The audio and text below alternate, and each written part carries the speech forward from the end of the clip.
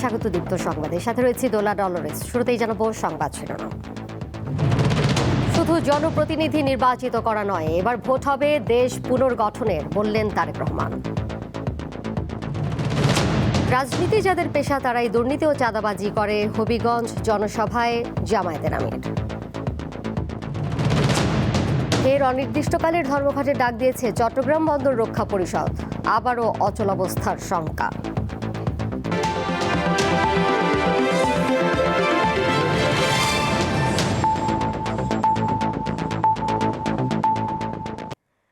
BNP chairman Tarique Rahman বলেছেন, এবার শুধু জনপ্রতিনিধি নির্বাচিত করার নয়, ভোট হবে দেশ পুনর্গঠনের।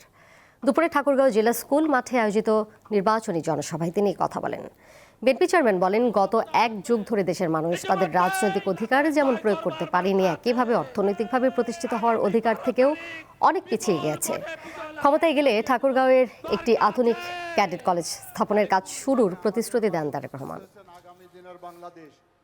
সহ আশেপাশের এলাকার উপস্থিত প্রিয় ভাই ও প্রাণপুরুষ, আমাদের ৭১ সালে আমরা যখন যুদ্ধ করে দেশ স্বাধীন করেছিলাম, তখন আমরা দেখিনি কে মুসলমান, কে বৌদ্ধ, কে হিন্দু, কে খ্রিস্টান। আমরা ২০২৪ সালের গণ অভ্যুত্থানে যখন রাজপথে সারা বাংলাদেশের মানুষ নেমে এসেছিল স্বৈরাচারের বিরুদ্ধে, আমরা দেখিনি কে মুসলমান, কে হিন্দু, কে বৌদ্ধ, কে খ্রিস্টান। এই দেশে হাজার বছর ধরে প্রত্যেকটি ধর্মের মানুষ আমরা শান্তিতে বসবাস করেছি। আগামী হাজার বছরেও আমরা চাই প্রত্যেকটি ধর্মের মানুষ শান্তিতে এই দেশে বসবাস করবে। যে যার যোগ্যতার ভিত্তিতে, যে যার মেধার ভিত্তিতে সামনের দিকে এগিয়ে যাবে। যে প্রত্যেককে বিচার করা হবে তার যোগ্যতা, তার মেধার ভিত্তিতে, ধর্ম দিয়ে কোনো বিচার করা হবে না তাকে। ঠাকুরগাঁওর পর দিনাজপুরের বিরামপুরে জনসভায় অংশ নেন বিএনপি চেয়ারম্যান। এ বিষয়ে আরও জানবো, দিনাজপুর থেকে সরাসরি যুক্ত রয়েছেন সহকর্মী সুলতান মাহমুদ। সুলতান, জনসভায় তারেক রহমান কোন বিষয়গুলোর উপর গুরুত্ব দিয়েছেন এবং দিনাজপুরবাসীর প্রতিক্রিয়া কেমন দেখেছেন?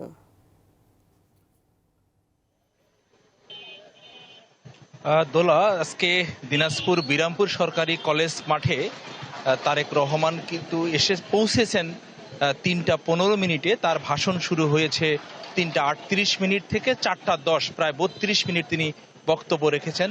তিনি বলেছেন যে নানার বাড়ি এসেছি, আমি নানির দেশে এসেছি, নানির দেশের মানুষের কাছে ভোট চাইলেন। তিনি বললেন যে দীর্ঘ ১৭ বছর মানুষ ভোটাধিকার বা রাজনৈতিক অধিকার প্রতিষ্ঠিত করতে পারেনি, তাই এবার মানুষ আগামী ১২ তারিখে সেই রাজনৈতিক যে অধিকার প্রতিষ্ঠিত করা হবে এবং তার পছন্দের প্রার্থীদেরকে ভোট দিবে, এমনটা কিন্তু বলেছেন। তিনি বলেছেন যে দিনাজপুরের যেহেতু লিচু, আম এবং ধানের একটি জেলা, এখানে লিচুর জন্য যারা লিচু চাষিরা রয়েছেন, এখানে সংরক্ষণাগার না থাকার কারণে যথাসময়ে কৃষকেরা সেই লিচুর দাম পান না, আমের দাম পান না।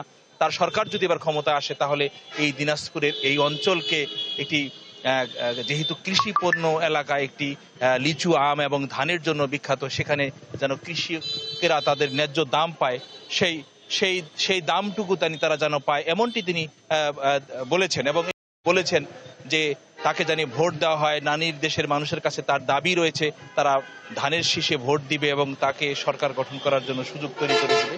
এবং তিনি এটাও বলেছেন যে দিনাজপুরের মানুষ গত ১৬ বছরে কোনো উন্নয়ন হয়নি, এখানে তিনি যদি সরকার গঠন করতে পারেন, তাহলে এই অঞ্চলের মানুষকে তিনি যে উন্নয়নের যে বৈষম্য তৈরি হয়েছিল, সেই বৈষম্য থেকে তিনি নিরসন করবেন এবং এখানে মানুষের কর্মসংস্থানের সৃষ্টি হবে। এবং সর্বশেষ তিনি বলেছেন যে দিনাজপুরের পাশ দিয়ে যেহেতু বেশ কয়েকটি নদী রয়েছে, বিশেষ করে যে তিস্তা ব্যারেজের সংরক্ষণের জন্য তারা যে একটা গুরুত্বপূর্ণ পদক্ষেপ নেবে, যার কারণে এই অঞ্চলের যেহেতু কৃষি একটি এলাকা, সেই এলাকার মানুষের যে মরুভূমির হাত থেকে যেন রক্ষা করা হয়, সেই জন্য তিনি এই কথাগুলো বলেছেন। এবং আরেকটি কথা বলেছেন যে এই দেশের মানুষ আগামী ১২ তারিখে তার যে সঠিক নেতৃত্বকে বেছে নেবেন, এজন্য কিন্তু দিনাজপুরের যে ৬টি সংসদীয় আসনের যারা ধানের শীষের প্রার্থী রয়েছেন এবং তাদের সাথে কিন্তু তিনি পরিচয় করে দেন এবং ধানের শীষ তাদের হাতে দিয়ে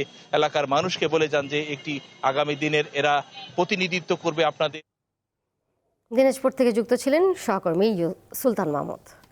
জামায়াতে ইসলামী রাজনীতিকে পেশা নয় কর্তব্য হিসেবে বেছে নিয়েছেন উল্লেখ করে দলটির আমির বলেছেন, যারা এটিকে পেশা হিসেবে নিয়েছে তারাই দুর্নীতি, চাঁদাবাজি, মামলাবাজি ও লুণ্ঠন করে।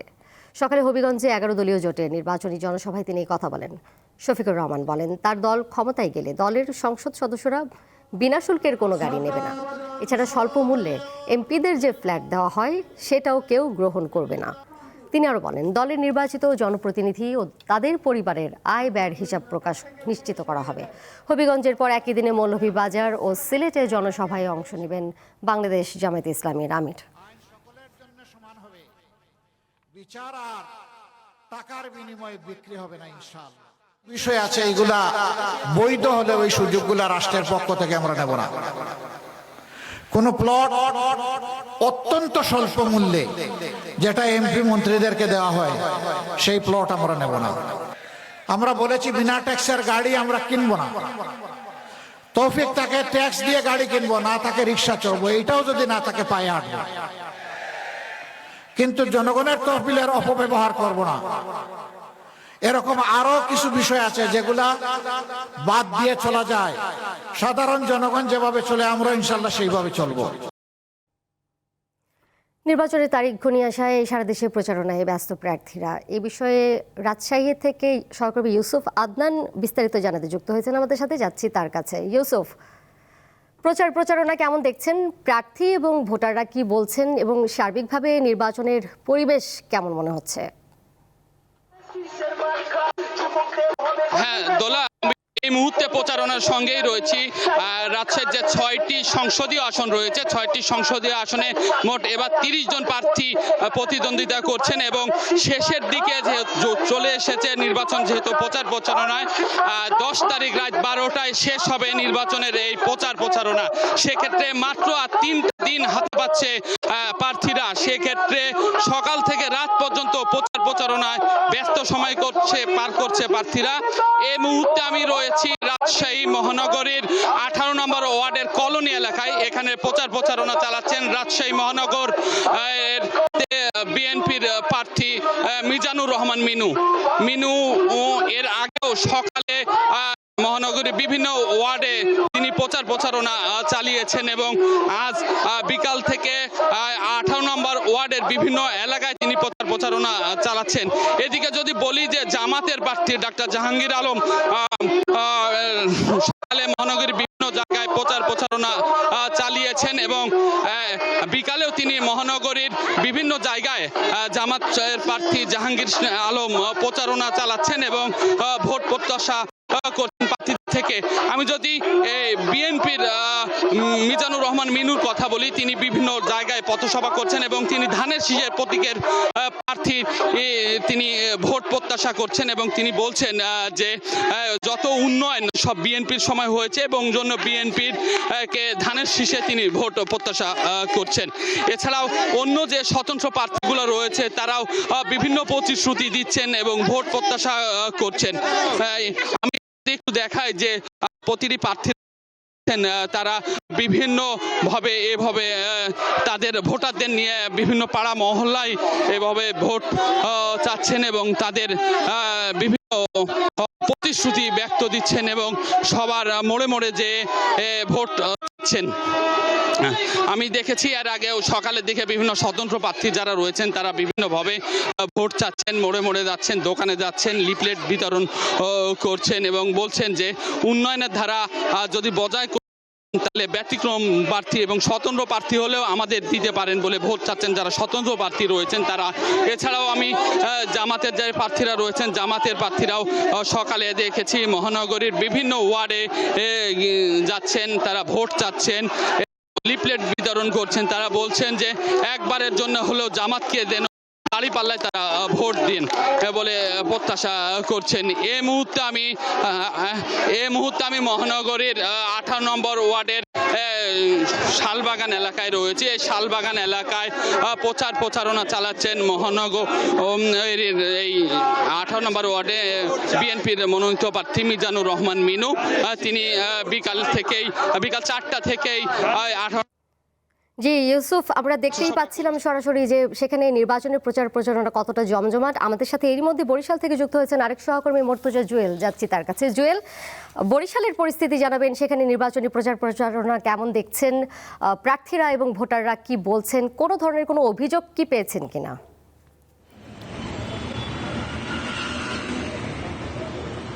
দোলা, বরিশালেও কিন্তু একযোগে সকল প্রার্থীরা নির্বাচনী প্রচারণা চালিয়ে যাচ্ছেন।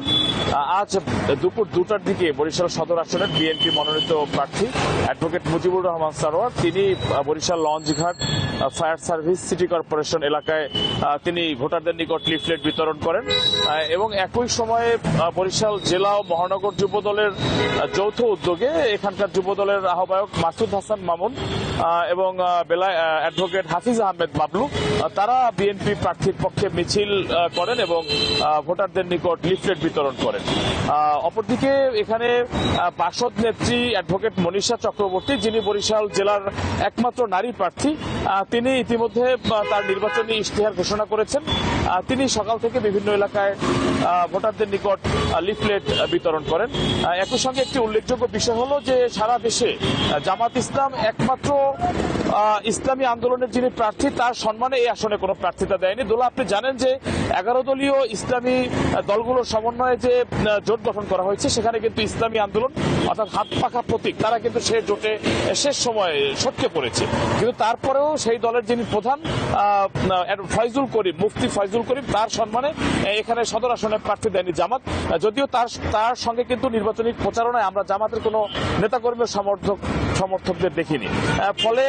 ফলে এই আসনটি কিন্তু বেশ গুরুত্বপূর্ণ ভোটারদের কাছে এবং বেশ জমজমাট নির্বাচনী পরিবেশ এখানে বিরাজ করছে। তোলা, এই ছিল আসলে বরিশাল থেকে নির্বাচনী প্রচারণার তথ্য। জুয়েল এবং আদনান, আপনাদের দুজনকেই ধন্যবাদ। বরিশাল এবং রাজশাহীর প্রচারণার খবর জানছিলাম। এবারে জানাবো কেওয়াই স্টিল চট্টগ্রাম সংবাদ।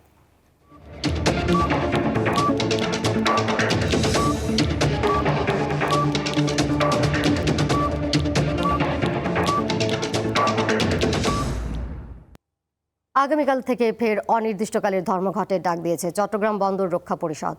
দুপুরে নগরীর প্রেস ক্লাবে সংবাদ সম্মেলনে শ্রমিক নেতারা এই ঘোষণা দেন। এবার বহির্নোঙরের কার্যক্রম বন্ধ রাখার কথা জানান নেতারা। সংবাদ সম্মেলনে বলা হয়, গত বৃহস্পতিবার নৌ পরিবহন উপদেষ্টার আশ্বাসের পর শ্রমিকরা 2 দিন কর্মবিরতি স্থগিত করে, কিন্তু এখন পর্যন্ত উপদেষ্টা শ্রমিকদের 4 দফা দাবি বাস্তবায়নে উদ্যোগ গ্রহণ না করায় রোববার সকাল 8টা থেকে আবারও অনির্দিষ্টকালের ধর্মঘট পালন করবে শ্রমিকরা। এছাড়া চট্টগ্রাম বন্দরের চেয়ারম্যানের পদত্যাগ সহ বিভিন্ন দাবি তুলে ধরেন বক্তারা। চট্টগ্রাম বন্দরের new mooring container terminal DP ওয়ার্ল্ডকে লিজ দেওয়ার প্রতিবাদে গত 31 জানুয়ারি থেকে কর্মবিরতি পালন করে আসছে সংগঠনটি। আন্তর্জাতিক প্রসঙ্গ। ওমানে অনুষ্ঠিত যুক্তরাষ্ট্র ও ইরানের মধ্যকার পরোক্ষ আলোচনা খুব ভালো হয়েছে বলে জানিয়েছেন মার্কিন প্রেসিডেন্ট ডোনাল্ড ট্রাম্প। শুক্রবারের বৈঠক ইতিবাচক হয়েছে জানিয়ে ট্রাম্প আশা প্রকাশ করেন আগামীতে তেহরানের সাথে আরও আলোচনা হবে। অপরদিকে যুক্তরাষ্ট্রের সঙ্গে আলোচনার পরিবেশকে ইতিবাচক হিসেবে আখ্যা দিয়েছেন ইরানের পররাষ্ট্রমন্ত্রী আব্বাস আরাকচি। ইরানের রাষ্ট্রীয় টেলিভিশনকে তিনি জানান, 2 পক্ষই আলোচনা এগিয়ে নেওয়ার বিষয়ে একমত হয়েছে। এদিকে আলোচনা শেষ হওয়ার কিছুক্ষণ পর ইরানের তেল পরিবহন সংশ্লিষ্ট প্রতিষ্ঠান ও জাহাজের উপর নতুন করে নিষেধাজ্ঞা আরোপ করেছে যুক্তরাষ্ট্র। ইরানের তেল রপ্তানি নিয়ন্ত্রণে আনতেই এই পদক্ষেপ বলছেন মার্কিন কর্তৃপক্ষ। তবে এটি ওমানের আলোচনার সঙ্গে যুক্ত ছিল কিনা তা স্পষ্ট করা হয়নি। এর সাথে শেষ করব দীপ্ত সংবাদ। যাবার আগে শিরোনামগুলো জানিয়ে দিব আরও একবার। শুধু জনপ্রতিনিধি নির্বাচিত করা নয়, এবার ভোট হবে দেশ পুনর্গঠনের, বললেন তারেক রহমান। রাজনীতি যাদের পেশা তারাই দুর্নীতি ও চাঁদাবাজি করে, হবিগঞ্জে জনসভায় জামায়াতের আমির। ফের অনির্দিষ্টকালের ধর্মঘটের ডাক দিয়েছে চট্টগ্রাম বন্দর রক্ষা পরিষদ, আবারও অচল অবস্থার শঙ্কা। এই ছিল এখনকার মতো। পরের সংবাদ দেখবেন সন্ধ্যা 6:40। এছাড়াও আরও তথ্য এবং বিনোদনের নানা খবর জানতে যুক্ত থাকুন ডিজিটাল প্ল্যাটফর্মে। ধন্যবাদ সবাইকে।